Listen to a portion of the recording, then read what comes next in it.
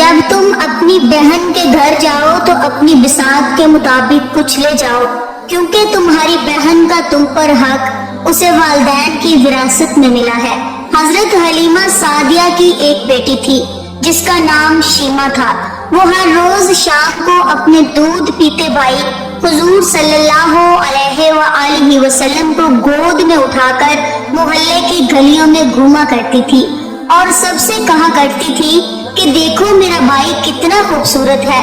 ایک دن محلے کی کچھ لڑکیاں اپنے چھوٹے چھوٹے بھائیوں کو گود میں لیے میدان میں بیٹھی ہوئی تھی۔ ان میں سے ایک بولی، میرے بھائی کی آنکھیں تو دیکھو، تمہارے بھائی سے اچھی ہے۔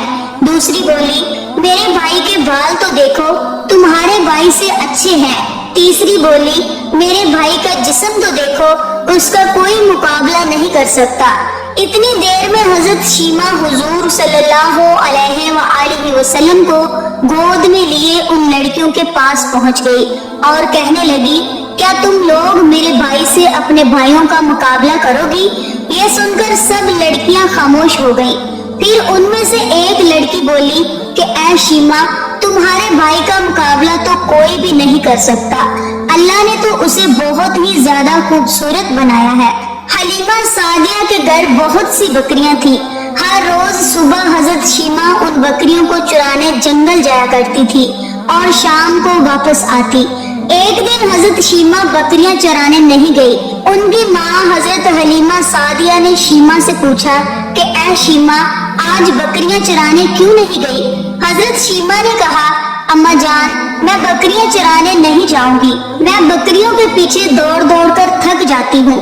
حضرت حلیمہ سعدیہ نے کہا، بیٹی، اگر تم بکریاں چرانے نہیں جاؤ گی تو پھر کون جائے گا؟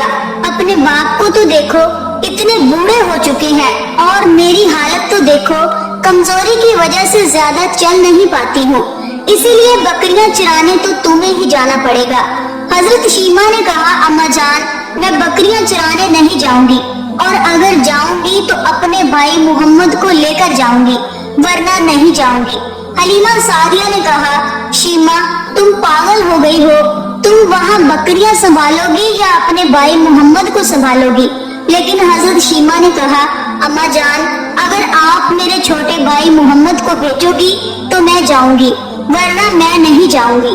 حضرت حلیمہ سعدیہ کو بڑا تعجب ہوا اور اپنی بیٹی شیمہ کے سر پر ہاتھ پھیرتے ہوئے کہا، شیمہ، صحیح صحیح بتاؤ، اصل معاملہ کیا ہے؟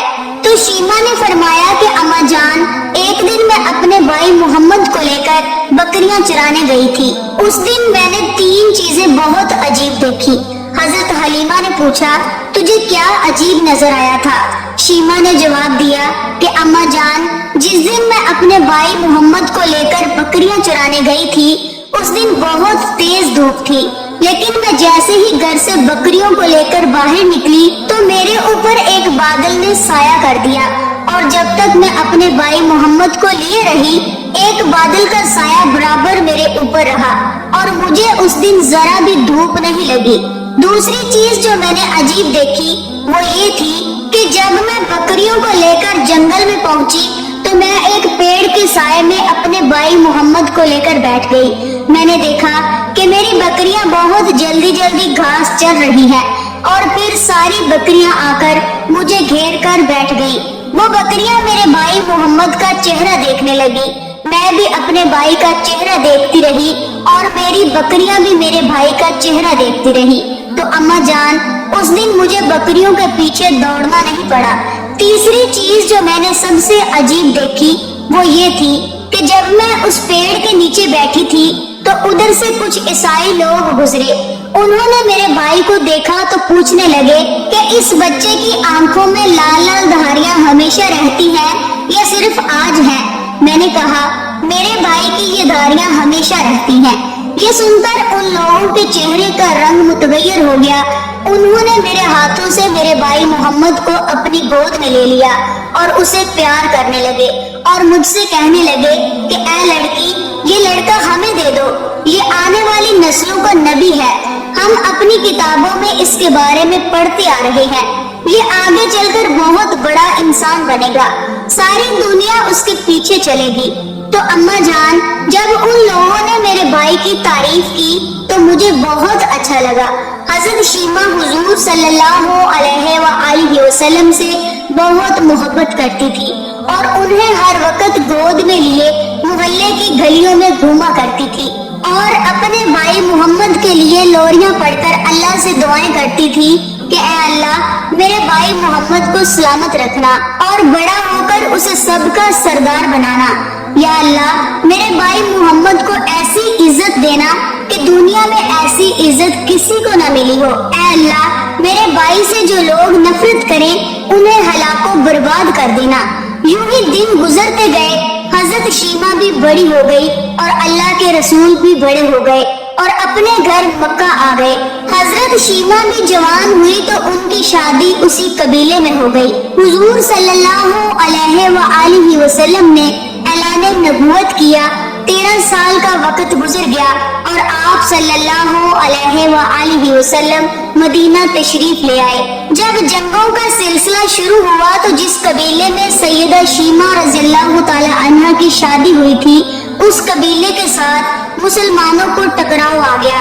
اللہ رب العزت نے مسلمانوں کو فتح یعنی جیت عطا کی تو اس قبیلے کے کچھ لوگ صحابہ کرام کے ہاتھوں گرفتار ہو کر قید کر دیے گئے تو یہ لوگ اپنے قیدیوں کو چھڑانے کے لیے پیسے جمع کرنے لگے اور قبیلے کے سردار ایک ایک گھر کے پیسے جمع کر رہے تھے۔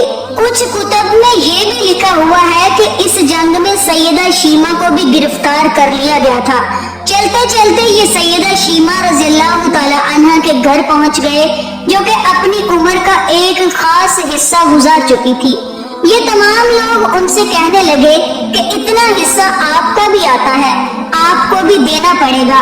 سیدہ شیما رضی اللہ تعالی عنہا نے کہا کس لیے؟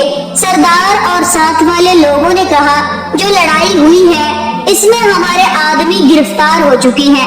باتیں کرتے کرتے کسی کے لبوں سے محمد صلی اللہ علیہ وآلہ وسلم کا نام بھی آ گیا تو سیدہ شیما رضی اللہ تعالی عنہا سن کر کہنے لگی اچھا انہوں نے تمہارے لوگوں کو پکڑا ہے، کہاں ہے؟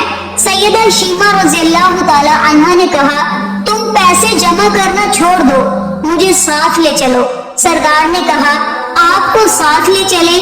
سیدہ شیما رضی اللہ تعالی عنہا کہنے لگی ہاں تم نہیں جانتے وہ میرا بھائی ہے۔ قوم کے سرداروں کے ساتھ حضرت شیما رضی اللہ تعالی عنہا حضور صلی اللہ علیہ وآلہ وسلم کے نوری خیمے کی طرف جا رہی ہیں اور صحابہ کرام ننگی تلواروں پر پہرا دے رہے ہیں۔ سیدہ شیما رضی اللہ تعالی عنہا قوم کے سرداروں کے آگے جب بڑھنے لگی تو صحابہ کرام نے تلواریں چمکائی اور پکارا اے عورت رک جا۔